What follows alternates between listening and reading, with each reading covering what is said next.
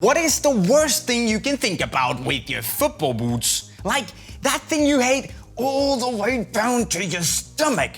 Blisters. I hate them.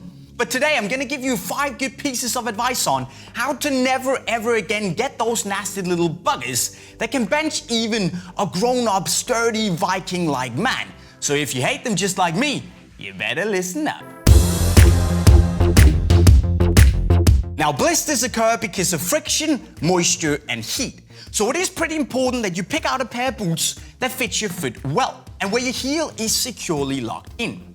Now, of course, comfort is also pretty important. So if you can manage to get yourself a pair of boots where you get no pressure points, that also prevents your foot from sliding around inside of it and rubbing against the heel, you've come quite a long way.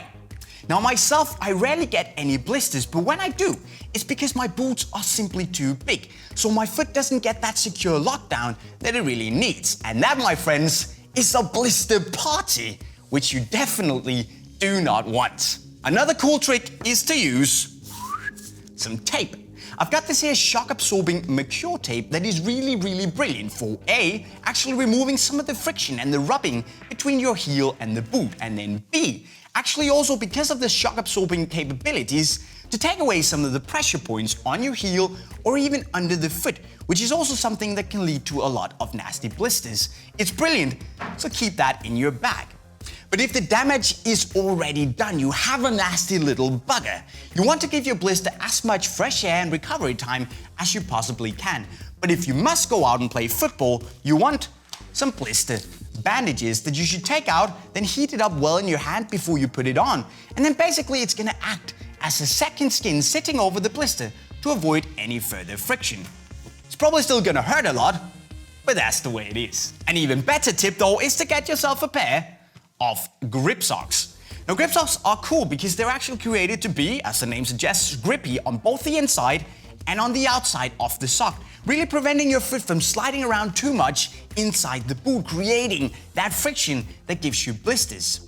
Now, my favorites here are the Falke socks and, as you know, the Nike grip socks, which are both right up there. And this tip is absolutely gold, and for me, something of a must-have in your bag to prevent enemy number 1, the friction. Now, if you don't have any grip socks, well, even if you do have grip socks and you just simply want an even more secure fit, the runner's loop is the way to go.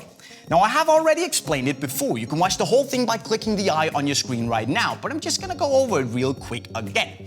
So what you wanna do is to make a lace loop on the top 2 lace holes, and then you want to take the tip of the opposite lace and you want to run it through that loop. Do that from the opposite side as well, and basically you want to pull your laces tight to really lock your heel in. And I promise you, this is gold. Basically, I'm giving you all the trade secrets here, so maybe you should also tell me your secrets in the comment section right down below. I mean, secrets to avoid blisters. Another thing that sucks is if your boot is too small or too tight in certain areas, or simply just give you pressure points. It's really unfortunate.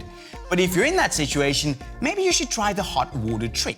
All it takes is for you to take a shower with the boots or leave them in warm water for around about 10 minutes. After that, you should wear them around the house for 30 minutes to an hour to really allow them to soften up and take the shape of your foot, to remove those pressure points and ultimately, in the end, preventing blisters from forming. Now, if for some reason that this didn't work for you, there are other ways. I know that some people tend to use a little bit of Vaseline on the inside and the outside of their socks. And for me, it works okay, but it also makes a lot of a mess, so it's not something I do that often, to be honest. But you can do it. Then if you're really desperate, you can do as Coutinho did and cut away a big chunk of your heel. Simply cut a big hole in your boot. And obviously, it's not something that I'd necessarily recommend that you do.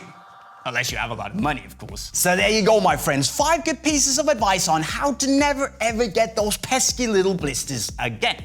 And if you have some good anti-blister advice, you should let us know in the comment section right down below. Also, while you're at it, don't forget to check out our videos on how to get the best fit and how to get more comfort in your boots by clicking down here. Don't forget to subscribe by clicking up here. Leave me a thumbs up if you also hate blisters, and spread this video to some of your friends who constantly whine about blisters and who needs a bit of help. And with that said, I'm signing off.